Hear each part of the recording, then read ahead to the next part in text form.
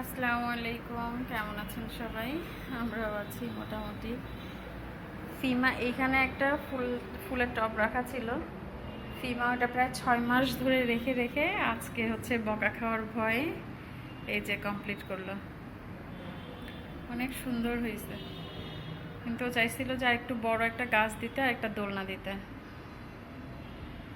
আর সবগুলোই অরিজিনাল গাছ, ছাদের উপর থেকে ঘাস তুলে নিয়ে আসা হয়েছে। এই গাছটা কয়েন প্ল্যান্ট দিলে বেশি খিচিবিচি লাগতো, এর জন্য আর কয়েন প্ল্যান্ট দেওয়া হয়নি।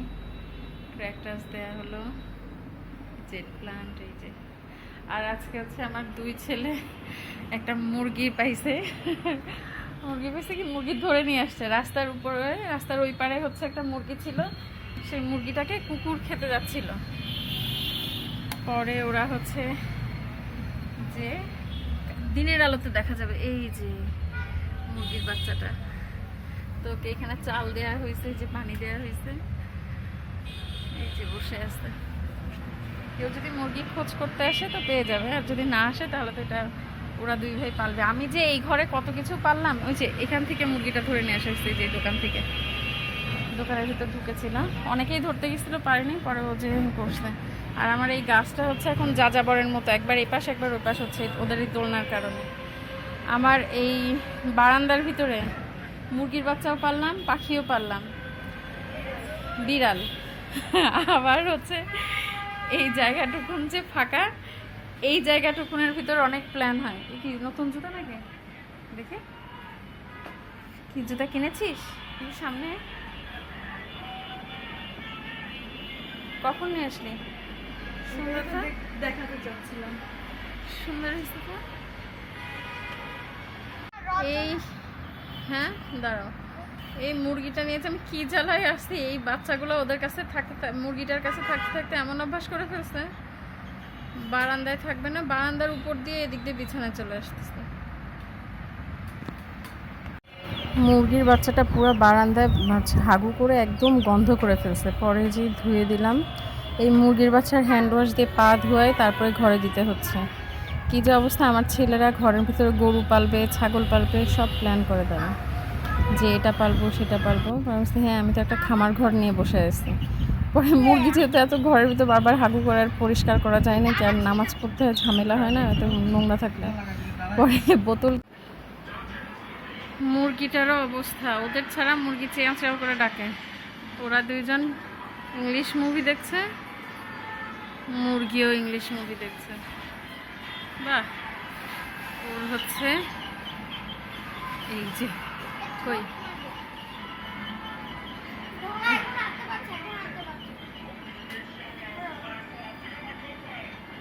ওর কোলের ভিতরেই থাকবে। ওরা যদি সরে যায় চেয়াও চেয়াও করে ডাকা শুরু করে দেয়। ছোট, একটু চাইনিজ ভাষায় কথা বলো। ও এই মুরগির পেটে হচ্ছে কি আরেকটা মুরগি আছে না, বাচ্চা আছে, বাচ্চা মুরগি।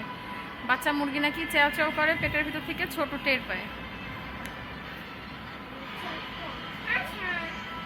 আচ্ছা, আমি ওকে বললাম যে চুল আঁচড়াও, তো ছোট গোসল করার পরে আমি চুল আঁচড়াও। ও আমাকে আচ্ছাটাকে কি বললাম, ছ্যাঁ ছ্যাঁ ছ্যাঁ ছ্যাঁ, নাকে নাকে হচ্ছে চায়না ভাষায় কথা বলবে।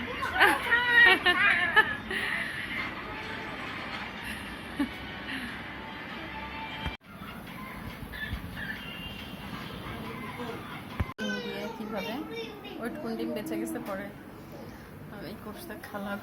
কি অবস্থা ঘরের, খালা ঘর পরিষ্কার করছে। আর ফিমাই যে রান্নাঘরে কাজ করে গেলে এই যে আমার রান্নাঘরের এই অবস্থা থাকে। এই যে মাঝে মধ্যে ও রান্না করে, ওর রান্না খুব মজা। কালকে হচ্ছে রাত্রে 12টার দিকে খিচুড়ি রান্না করছে, খিচুড়ি ভুনা করছে, মাংস দিয়ে রান্না করছে, বেশ মজা হয়েছিল।